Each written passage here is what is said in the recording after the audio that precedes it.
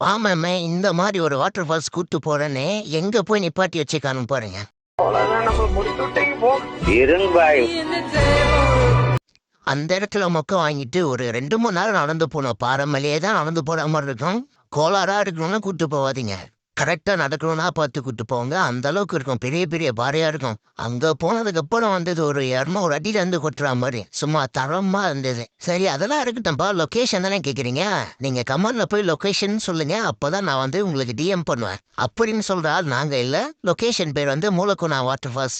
Google மேப்ல போயிட்டு நீங்க மூலக்கோனா வாட்டர் ஃபால்ஸ் போட்டீங்கனால இந்த இடம் வந்துடும். சென்னையில இருந்து மிக அருகில் ஒரே கிலோமீட்டர் தான். எங்களை மாதிரி போய் நீங்களும் 2 இடத்துல முக்கம் ஆனீங்கன்னா இந்த இடத்துல மட்டும் போய் ஜாலியா குதிக்கலாம். எப்போதுமே இந்த இடத்துல தண்ணி இருக்கும். நீச்சல் தெரிஞ்சா சும்மா பறக்கலாம். நீச்சல் தெரியுனா உங்களுக்கு ஸ்பெஷலா கீழே ஒரு இடம் இருக்கு. அந்த இடம் செம்மையா இருக்கும். மூலக்கோனா போனீங்கன்னா 4 இடம் சூப்பரா இருக்கும்.